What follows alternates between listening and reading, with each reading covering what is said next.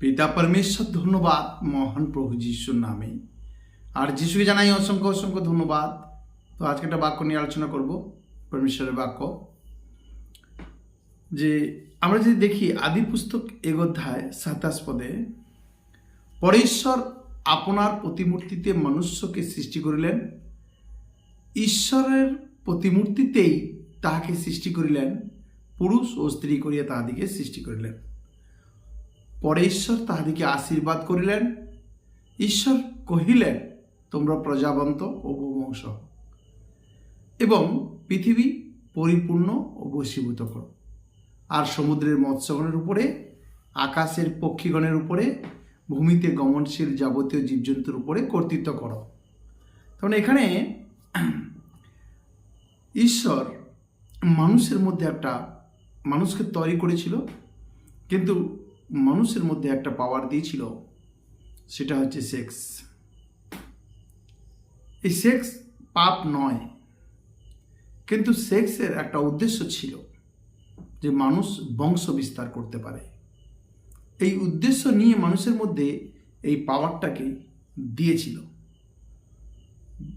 এই জন্য ঈশ্বর বিবাহকে পবিত্র বলেছে। আদম আর হওয়া যখন স্বামী স্ত্রীর পরিচয় পেল, তখনই তাদের মধ্যে যে সেক্স হয়েছিল সেটা পবিত্র ছিল। কিন্তু শয়তান এই সেক্সকে মানুষের জীবনে এমনভাবে কাজ করাচ্ছে যে সেটা যে উদ্দেশ্য নিয়ে পরমেশ্বর সেক্সকে পাওয়ারকে দিয়েছিল, সেই উদ্দেশ্য থেকে বেরিয়ে গেছে মানুষ। এই জন্য বলছে বিবাহকে ঈশ্বর পবিত্র বলেছেন। প্রথম যখন সেক্স হয়েছিল স্বামী স্ত্রীর মধ্যে হয়েছিল, এটা ঠিক ছিল পরমেশ্বরের ইচ্ছাতে, আর পরমেশ্বরের উদ্দেশ্য পুরা করার জন্য ছিল। এই জন্য বলছে সেক্স পাপ নয়, কিন্তু শুধুমাত্র স্বামী স্ত্রীর মধ্যে বিবাহের পরে। আমরা যদি দেখি ইব্রিয় 13 অধ্যায় 4 পদে বলছে, সকলের মধ্যে বিবাহ আদরণীয় ও সেই শয্যা বিমল হোক, কেননা ব্যভিচারীদের ও বেশ্যাগামীদের বিচার ঈশ্বর করিবেন। এই জন্য ঈশ্বর আদম থেকে হওয়াকে তৈরি করেছেন, তারা এক অঙ্গ হতে পারে। মার্ক 10 অধ্যায় 8 পদে বলছে, আর সেই দুজন একাঙ্গ হইবে, সুতরাং তাহারা আর দুই নয় কিন্তু একাঙ্গ। তার মানে সেক্স পাপ নয়, কিন্তু আজ শয়তান সবচেয়ে বেশি পাওয়ার বা জোর সেক্সের উপর দিয়েছে। পৃথিবীতে যত রকম নেশা আছে, মদ, বিড়ি, সিগারেট, গাঁজা, আফিম, কারোর খাবার নেশা, কারোর ঘোরার নেশা, কারোর কোথাও যাবার নেশা, কিন্তু তার থেকে সবচেয়ে বড় নেশা হচ্ছে সেক্স। আর এটাকে চেঞ্জ কে করেছে? এটা একটা উদ্দেশ্য নিয়ে পরমেশ্বর দিয়েছিল, একটা মকসদ নিয়ে পরমেশ্বর দিয়েছিল, কিন্তু এই উদ্দেশ্যটাকে, এই মকসদটাকে, এই পাওয়ারটাকে কিভাবে পাপের মধ্যে পরিণত করে দিল, এটা পুরোটাই শয়তানের চাল। উদ্দেশ্য শেষ, কিন্তু মানুষ আজকে মজা নেওয়ার জন্য, এন্টারটেনমেন্ট, মনোরঞ্জন করার জন্য আজকে এই সেক্সকে ব্যবহার করছে। সেক্স পাওয়ারকে আজকে কিভাবে ব্যবহার করছে মানুষ? মনোরঞ্জনের জন্য, মজা নেওয়ার জন্য। আজ বিবাহিত মেয়েরা স্বামী ছেড়ে পালিয়ে যাচ্ছে। যে উদ্দেশ্য নিয়ে ঈশ্বর সেক্স দিয়েছিল বংশ বিস্তার করার জন্য, 2-3টে বাচ্চা হওয়ার পরেও ছেড়ে পালিয়ে যাচ্ছে। তার মানে আজ জগতে বাজে ছবি, পর্ন ভিডিও, যাত্রা ভিডিও, সিনেমা দেখে, সিরিয়াল এসব দেখে মানুষের মধ্যে ওই পাওয়ারটাকে কি করছে শয়তান? উস্কাচ্ছে আর জাগাচ্ছে, যেটা একটা মকসদ নিয়ে ঈশ্বর দিয়েছিল। সেক্স পাপ নয়, কিন্তু স্বামী স্ত্রীর মধ্যে বিবাহের পরে যদি হয় সেটা কোনো পাপ নয়। কিন্তু আজ এই সেক্সকে মানুষ পাপেতে পরিণত করে দিয়েছে। মনোরঞ্জন, এন্টারটেনমেন্টের জন্য সেটাকে আজকে কি করছে? ব্যবহার করছে।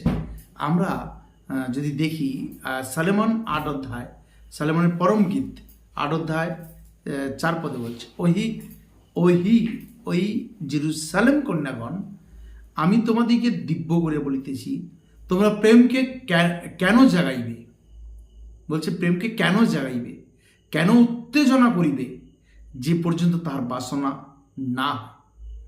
আজ মানুষ ভিডিও, সিনেমা, মোবাইলের দ্বারা বাজে ছবি দেখে নিজের প্রেমকে কি করছে, জাগাচ্ছে। আজকে আরেকজনকে দেখে মনের কামনা বাসনাকে পূরণ করছে, আর সেই জন্য নিজের প্রেমকে কি করছে, জাগাচ্ছে। যার ফলে আজকে বিভিন্ন জায়গায় কোথাও বলাৎকার হচ্ছে, তো কোথাও ধর্ষণ হচ্ছে, তো কোথাও স্বামী স্ত্রীকে ছেড়ে দিয়ে পালিয়ে যাচ্ছে, স্ত্রী স্বামীকে ছেড়ে দিয়ে চলে যাচ্ছে, আজকে ডিভোর্স হচ্ছে, কত রকম কত কিছু হচ্ছে। এটা কিসের কারণে? বলছে সেক্সকে তোমরা, প্রেমকে কেন জাগাচ্ছ নিজের থেকে? তোমরা জাগাবে না। এই বাসনা, উত্তেজনা যেন তোমাদের মধ্যে কোনো কিছু দেখে যেন না আসে। কিন্তু আজ মানুষকে শয়তান এমনভাবে ব্যবহার করছে, তাদেরকে ফোনের দ্বারা, মোবাইলের দ্বারা, বা কোনো জায়গায় কোনো ভিডিও, সিনেমা, যাত্রা, সিরিয়াল, এসবের দ্বারা মানুষকে এমনভাবে এই সেক্স পাওয়ারকে জাগাচ্ছে, যার ফলে তারা কি করছে, নিজেদের বাসনা তাদের নিজেরাই উত্তেজনার সৃষ্টি করছে, আর তার ফলে তারা নিজেরাই পাপ করছে। তখনই স্বামী স্ত্রীকে ছেড়ে দিয়ে, স্ত্রী স্বামীকে ছেড়ে দিয়ে ডিভোর্স হয়ে যাচ্ছে। আমরা যেন এরকম না করি। সলোমন 3:5 বলছে, ওহি জেরুজালেম কন্যাগণ, আমি তোমাদিকে দিব্য দিয়া বলিতেছি, মির্গি ও মাঠের হরিণী দিকে দিব্য দিয়া বলিতেছি, তোমরা প্রেমকে জাগাইও না, উত্তেজনা করিও না, যে পর্যন্ত তাহার বাসনা না হয়। ঈশ্বর দিয়েছে বংশ বিস্তার করার জন্য দিয়েছে, কিন্তু আজকে বংশ বিস্তার হচ্ছে, ছেলে মেয়েও হয়ে যাচ্ছে, তারপরে সে নিজের বাসনাকে, নিজের কামনাকে জাগিয়ে সে কি করছে, সেক্সকে কি করছে না, বিক্রি করছে। আজকে অনেকে সেক্সকে কি করছে, বিক্রি করছে, টাকা ইনকাম করার জন্য, নিজের কামনা বাসনাকে পূরণ করার জন্য, নিজে ফুর্তি করার জন্য শয়তানের সেক্সকে হাতিয়ার করে মানুষকে পাপ করাচ্ছে। মার্ক 10:9 বলছে, অতএব ঈশ্বর যাহা যোগ করিয়ে দিয়েছেন, মানুষও তাহা বিয়োগ না করুক। একজন পতিপত্নীর জুড়ি, স্বামী স্ত্রীর জুড়ি ঈশ্বর বানিয়েছে। তারা যখন এক জায়গায় মিলিত হয় তখন একাঙ্গ হয়, কিন্তু একজন স্ত্রী তার স্বামীকে ছেড়ে দিয়ে আরেকজনের সঙ্গে যাচ্ছে, তার সঙ্গে একাঙ্গ হচ্ছে।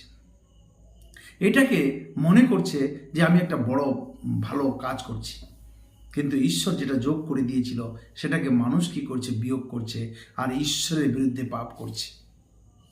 পরে শিষ্যরা গিয়ে আবার সেই তাহাকে জিজ্ঞাসা করলেন, তিনি তাহাদিকে কহিলেন, যে কেউ আপন স্ত্রীকে পরিত্যাগ করিয়া অন্যকে বিবাহ করে, সে তাহার বিরুদ্ধে ব্যভিচার করে। আর স্ত্রী যদি আপন স্বামীকে পরিত্যাগ করিয়া আর অন্যজনের বিবাহ করে, তবে সে ব্যভিচার করে। তাহলে আজকে যদি কোনো বিশ্বাসী ভাই বোন, আমরা যারা শুনছি, আজকে এই ভিডিওটা শুনছি, তাদের মধ্যে যদি এখনও কারোর মধ্যে এইরকম থাকে, সে অবশ্যই সেই পাপটাকে শয়তানের পাপ বলে ছেড়ে দেবে। কিন্তু স্বামী স্ত্রীর মধ্যে যেটা, সেটা পবিত্র, পরমেশ্বর যেটা দিয়েছে। আমরা যেন প্রত্যেকে এই কথাটাকে বুঝতে পারি আর ব্যভিচার পাপ থেকে দূরে থাকি। কারণ ব্যভিচারী যারা, তাদের বিচার ঈশ্বর করবে। কারণ তাদের যে যাওয়ার জায়গা সেই নরক, যেখানে মানুষের চিৎকার, আর্তনাদ, চিল্লার চেঁচামেচি থাকবে। কিন্তু আমরা যেন প্রত্যেক সন্তান সেই ব্যভিচার থেকে আলাদা থাকি, আর যেটা পরমেশ্বর দিয়েছে তাতে সন্তুষ্ট থাকি। পরমেশ্বর পিতা ধন্যবাদ, মহান প্রভু যিশুর নামে। আর যিশুকে জানাই অসংখ্য অসংখ্য ধন্যবাদ।